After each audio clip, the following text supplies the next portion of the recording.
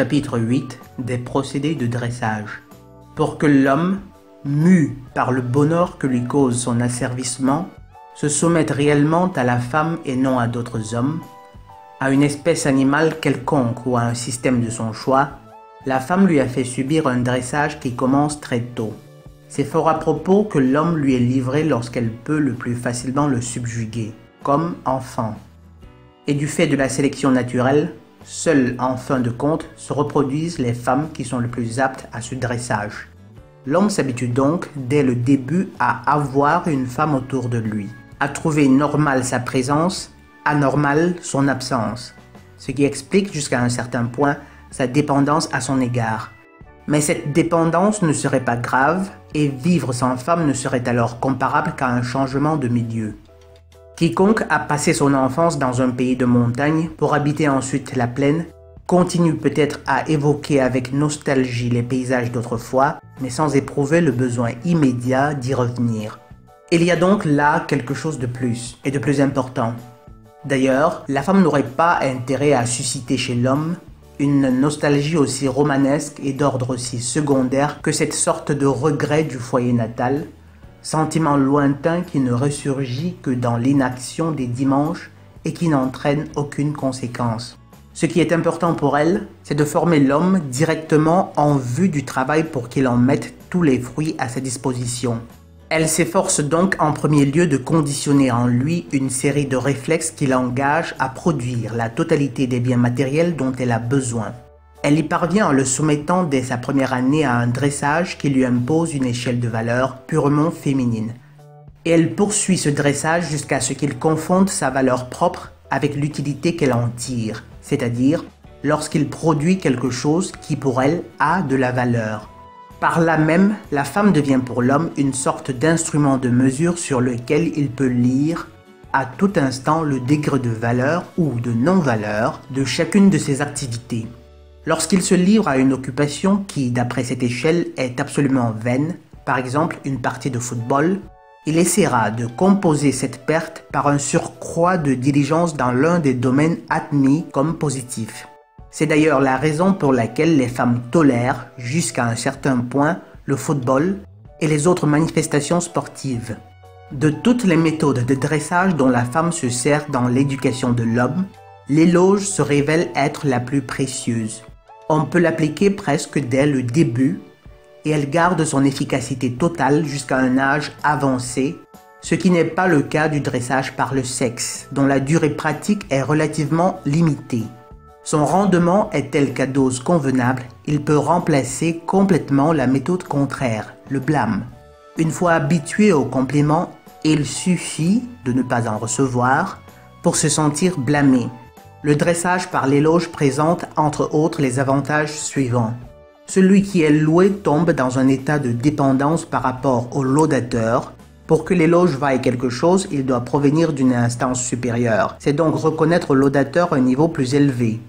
L'éloge agit comme une drogue. Lorsqu'il en est privé, l'intoxiqué confond toutes les valeurs et perd la faculté de s'identifier à lui-même. L'éloge accroît les rendements. Il suffit pour cela de cesser de l'appliquer à l'état de choses présent et de ne l'accorder qu'au rendement supérieur. Dès qu'un nourrisson masculin est l'objet de félicitations parce que, pour la première fois, il satisfait ses besoins non plus dans son lit mais dans son petit pot de chambre, dès qu'il commence à concevoir qu'un sourire bienveillant et que 2 ou 3 phrases bêtifiantes et joyeuses, toujours les mêmes, constituent une récompense pour avoir bien vidé son biberon, il entre dans le cercle infernal. Pour éprouver de nouveau la même jouissance, il essaiera la prochaine fois de refaire exactement ce qui a provoqué chez lui cette sensation de bonheur. Si un jour cet éloge lui manque, il sera malheureux et fera l'impossible pour ressentir une fois encore le plaisir dont il ne peut plus se passer. Naturellement, le nourrisson féminin lui aussi est soumis à ces méthodes de dressage. Au cours des premières années de leur vie, la femme ne fait guère de différence entre ses enfants, qu'ils soient d'un sexe ou de l'autre. Mais le dressage de la petite fille cesse dès qu'elle connaît les règles de l'hygiène. Dès lors, les voies se séparent. Et plus on avancera dans leur éducation, plus la fille sera élevée pour exploiter, comme le garçon pour être l'objet d'exploitation. Les jeux enfantins constituent des moyens importants de différenciation. En favorisant d'abord le penchant qu'ont ces enfants pour le jeu, puis en l'utilisant, la femme, comme par hasard, les dirige dans la direction voulue. Elle offre à la petite fille des poupées et des accessoires de poupées. Landau, berceau, dinette. Et au jeune garçon tout ce qui ne convient pas à sa sœur. Jeux de construction, modèles de chemin de fer électrique, voitures de course, avions. Depuis tout bébé, l'enfant femme a tout de suite l'occasion de s'identifier à sa mère et d'apprendre à jouer le même rôle. Elle transfère sur ses poupées le même système de dressage, les loue et les blâme, comme elle est elle-même louée et blâmée, apprend en jouant les règles qui s'appliquent à la manipulation de l'être humain. Et du fait qu'elle n'obtient de louange qu'en s'identifiant au rôle de la femme, elle ne souhaitera plus tard rien d'autre que d'être féminine. Pour elle, l'instance supérieure est évidemment la femme, seule capable de décerner l'éloge puisqu'elle seule peut dire si la fillette joue bien le rôle qui lui est dévolu. Et il n'est pas question de l'homme en tant que laudateur, car on lui enseigne dès le début que le rôle de femme n'a qu'une valeur médiocre. On applaudit en effet à tout ce qu'il fait, sauf quand il joue avec des représentations miniaturisées d'êtres humains. Il construit des modèles d'écluses, de ponts, de canaux, démonte par curiosité les autos qui sont ses jouets, tire des coups de feu avec ses imitations d'armes. Bref, il apprend tout ce qu'il devra faire plus tard pour entretenir la femme. Quand il est à l'âge d'entrer à l'école, il connaît déjà, de par sa propre expérience, les principes de base de la mécanique, de la biologie, de la technique électrique. Il peut construire une cabane de planches et se défendre en jouant à la guerre. Plus il montre d'initiative, plus il est certain d'être loué. La femme est intéressée à ce qu'il sache très vite bien plus de choses qu'elle, qui se maintiendrait avec difficulté en vie dans un monde dépourvu d'hommes. Il faut qu'il devienne totalement indépendant pour tout ce qui est travail. Aux yeux de la femme, c'est vraiment une machine que l'homme. Mais une machine peu ordinaire qui a besoin d'être servie avec compétence ou tout au moins bien programmée.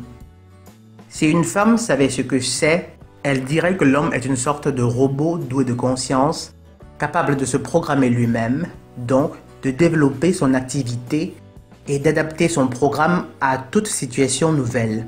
Si une femme savait ce que c'est, elle dirait que l'homme est une sorte de robot doué de conscience, capable de se programmer lui-même, donc de développer son activité et d'adapter son programme à toute situation nouvelle. Les savants d'ailleurs travaillent à la mise au point de machines semblables qui puissent travailler, décider, penser à leur place, dans le but de disposer un jour, à leur gré, des fruits de ce travail. Mais il s'agit de robots faits de matière inanimée.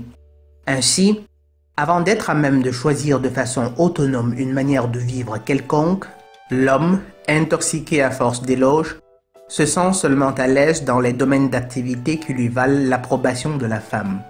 Et comme, du fait de cette intoxication, il a besoin de plus en plus de louanges, il ressent l'obligation d'augmenter sans cesse ses cadences et son rendement dans les directions qui lui sont imposées. En principe, cette approbation pourrait évidemment venir d'un autre homme. Mais pour les raisons exposées ci-dessus, les hommes, continuellement occupés, se trouvent plongés dans une concurrence qui fait de chacun l'ennemi de tous. Aussi, dès qu'un homme peut se le permettre, cherche-t-il à avoir à domicile son laudateur personnel, un turiféraire exclusif, quelqu'un à qui il peut à tout instant demander s'il est vraiment un brave type, un type bien, et à quel point il est brave et bien. Comme par hasard, la femme est là, représentante idéale du rôle. Mais c'est elle qui d'avance a tout mis en scène, si bien qu'elle n'a plus qu'à y faire son entrée. Il arrive très rarement qu'un homme, savant ou artiste qui a réussi, parvienne à rompre ce charme et à tirer des autres hommes l'approbation dont il a tellement besoin. Toutefois, il a beau se libérer de la femme, il demeure toujours esclave de son besoin d'éloge. La preuve en est que l'homme qui s'est assuré sa sécurité matérielle par une réussite dans un certain domaine n'en change plus. Il ne tentera jamais d'éprouver ses capacités dans une autre branche d'activité. Il ne satisfera jamais sa curiosité.